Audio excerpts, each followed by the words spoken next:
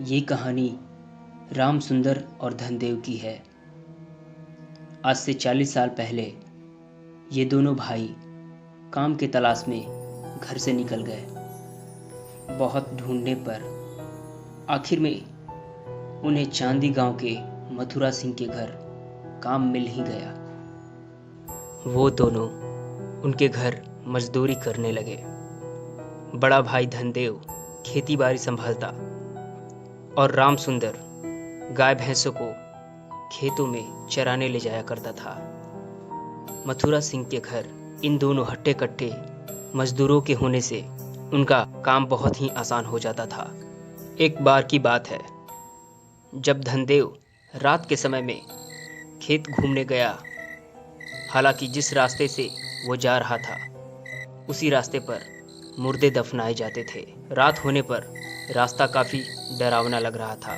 धनदेव ने देखा खेतों में पानी सूख चुका है और नदी के पानी का लेवल नीचे चला गया है। थोड़ी देर बाद जब वह वापस की ओर लौटने लगा तो अचानक किसी के रोने की आवाज़ आने लगी। हालांकि धनदेव बहुत ही निडर था और पहलवान भी था।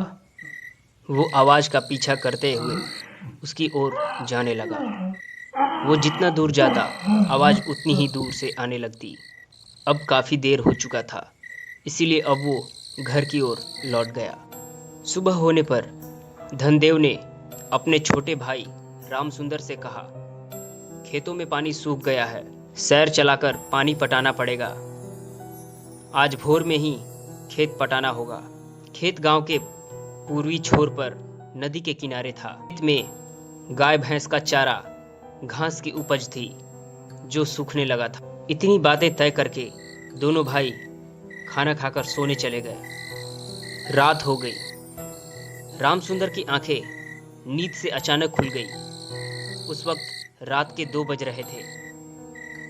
अंजोरिया रात होने के कारण आसमान में चमकते चांद को देखकर छोटे भाई के मन में भोर होने का डर हो गया।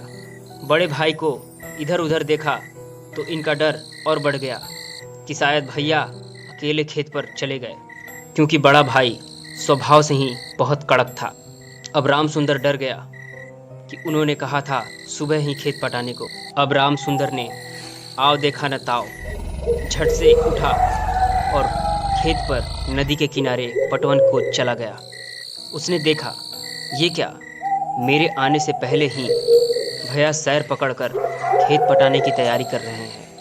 राम सुंदर बहुत डरा हुआ था। वो अपने बड़े भाई के गुस्से से वाकिफ था, इसलिए वो उनकी ओर देखा तक नहीं और सैर का रस्सी पकड़कर खेत पटाने लगा। देर तक सैर चलाते चलाते हाथ जैसे फटने लगा था। धर्मदेव है कि थकते नहीं और नहीं मुंह से कोई शब्द बोल रहे थे। राम सुंदर ने धीरे धीरे उनके पैरों पर देखा। उनके पैर उल्टे मुड़े हुए थे, उनकी एड़ियां आगे थी और उंगलियां पीछे। ये वाकया देखकर राम सुंदर के होश उड़ गए, उसके रोंगटे खड़े हो गए थे। फिर राम सुंदर ने धीरे धीरे उनके चेहरे को देखा। वो धर्मदेव नहीं था बल्कि कोई और था। उसे समझते देर नहीं लगा कि रात के अंधेरे में वो किसी प्रेत आत्मा के साथ काम कर रहा है। तभी तो ये काम करते उफ तक नहीं कर रहा है। अब किसी तरह उसे अपनी जान बचाकर भागनी थी। राम सुंदर ने आहिस्ते आहिस्ते बोला, भैया मैं जरा खेत घूम कर आ रहा हूँ, देख रहा हूँ पानी कहाँ तक गया। हालांकि पानी खेत में भर चुका था। एक खेत से दूसरे खेत में पानी जा चुका था। खेत घूमने के बहाने दबे पांव धीरे धीरे वहां से निकलने लगा। राम सुंदर धीरे धीरे घूमते घूमते काफ़ी दूर निकल चुका था। अब वहां से बेतहासा दौड़ते हुए घर की ओर भागने लगा। वो गांव के चबूतरे पर पहुंचा और वहीं बेहोश गिर पड़ा। जब होश आई तो उसने अपने सामने अपने बड़े भाई धर्मदेव को पाया। धर्मदेव बहुत गुस्से में थे। उन्होंने उसका कान पकड़ा और बोला, ये क्या ड्रामा कर रहा है। राम सुंदर रोने लगा और वो सारी घटना अपने भाई को बताई। धर्मदेव चौंक गया। उसने कहा, मैं तो घर पर ही आराम कर रहा था। बाद में गांव के लोगों द्वारा पता चला कि जहां नदी के किनारे रामसुंदर पटवन कर रहा था, वहां एक बहुत ही विशाल बरगद का पेड़ था और उसी पेड़ पर प्रेत आत्माओं का निवास है। हालांकि वो प्रेत आत्मा पहले एक किसान था और उसकी मौत उसी नदी में डूबकर हुई थी।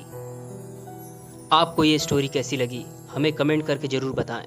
अगर आप हमारे चैनल पर नए हैं तो प्लीज़ चैनल को सब्सक्राइब करें और बेल आइकन प्रेस ज़रूर करें ताकि हमारे नए वीडियो की नोटिफिकेशन आप तक पहुंचे। अगर आपके पास भी कुछ इसी तरह के हॉरर स्टोरीज हैं तो आप हमसे शेयर कर सकते हैं।